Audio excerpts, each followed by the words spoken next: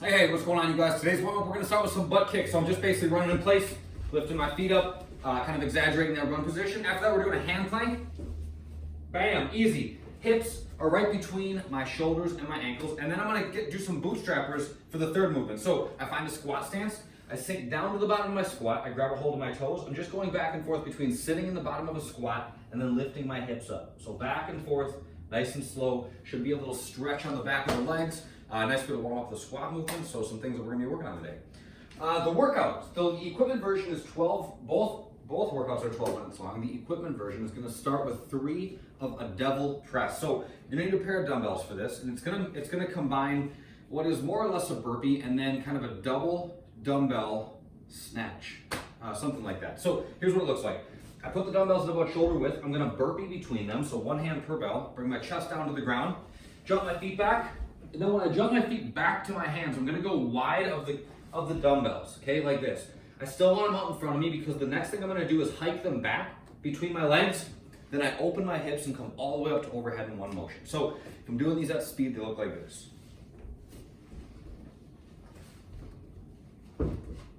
Okay, so it's a burpee between the bells, and then I use the opening of my hips, that standing up motion, to get the dumbbells up to overhead. So 3 of those, double press.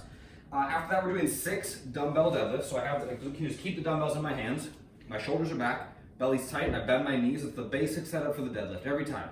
Shoulders back, belly tight, bend your knees. Send your hips back, lower down, touch the dumbbells to the ground. Make sure you're pushing your knees apart as you deadlift, okay? This creates a strong hip position, which is specific to squatting, specific to deadlifting. It's just specific to keeping our bodies in a strong position. So whether you're bending over to pick something up, doing a squat, whatever, knees out, it's always going to be stronger than knees in. You don't have to over-exaggerate, just keep some tension pushing them apart. After that, you like my coffee table?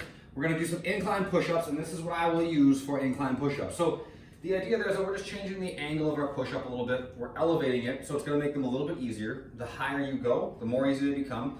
The lower you are, the more challenging they are. So find the angle that's right for you. So I'm going to go hands at shoulder width, maybe a little bit wider. I'm going to lower down, touch my chest, and then I'm going to push back up. So for these, the mechanics of the push-up should remain largely the same. Okay, I'm just changing the angle a little bit, so it's just a slight variation on it. Using an incline should not make us do our push-ups in a completely different way. So I shouldn't be sticking my elbows way out to the sides or anything goofy. It should feel pretty similar. This is the motion we're looking for. Okay.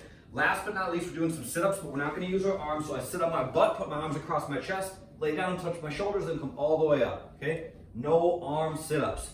For the body weight version, reps are a little different. We're going to go 6, 6, 9, 12. Burpees are first. Okay. Odd object deadlift. So find something. Let's say this was a really heavy stack of something. I just hold onto it in my hands and have it between my legs. I just slowly lower down, get to mid-shin, or maybe touch the object to the ground and then stand back up. But again, knees are pushing apart, and I'm looking to send my hips back as I lift and lower, okay? After the deadlifts, incline push-ups, and then no arm sit-ups, just like the equipment version. That's that for the workout. The accessory work, we're gonna do 3 sets of 8, 3-way plate raise. So I have these 2.5-pound plates, but I'm very spoiled. You guys might not have plates laying around. If you don't, grab some soup cans or something like that. They shouldn't be heavy, all right? But they should be something, you need a little bit of resistance for these. So this is what it's gonna look like. I'm gonna pack my shoulders, so I want my shoulders in a strong position. I'm gonna lift up, straight out in front of me to shoulder height, pause, and then come back down. That's 1. Second one is up to here, that's 1 that direction, and then 1 up out to my sides. The plates are facing down here. That's 1 rep. So the way that I count in my head is I go 1, 1, 1, 2, 2, 2, so on and so forth. So 3 sets of 8, not a lot. These things, they're not exactly fast to get through, but they're also not a lot of work. So what I want you guys to do to get the most out of them is to go slow. So as you lift up, nice and slow. As you descend, also nice and slow, and we're pausing at the top of each one. So the pace is pretty gradual, all right? It doesn't feel like you're doing much at the start. By the time you get done, you'll start to feel it. It's a good strengthener for the rotator cuff, for some of the smaller muscles in the shoulder that tend to get overlooked. So we're kind of filling in some gaps today, working on some of the smaller stuff that can get overlooked by doing some of the bigger lifts that we do. The mobility work, you're gonna need a strap, something like this is like my yoga mat strap thing. You could use a towel, sweatshirt, belt, something like that, whatever. We're gonna work on loosening up the old hamstrings, just stretching them out a little bit. A good one to do when you're warm. Okay, this one's a little I just don't like it if I'm cold. I like to do it when I'm warm. So take it on after the workout. I'm gonna grab the strap with my hands, okay? My other leg can just be extended out. My knee is bent to start. All I'm doing is just going back and forth between extended and bent. Extend, bend, extend, bend. So if my leg's way down here and I do this, I feel absolutely no stretch. But if I go way back to here, I can't even straighten my leg.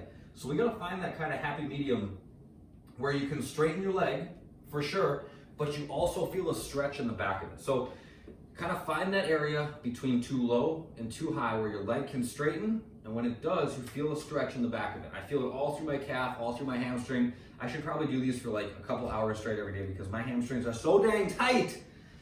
But I don't know if that's gonna happen. But I will do 3 minutes per side. That's it for today, you guys. If you have questions, shoot me an email. That's it. You got anything, Chase? Chase never has anything to add. That's it for today, you guys. See you on the next one. Bye now.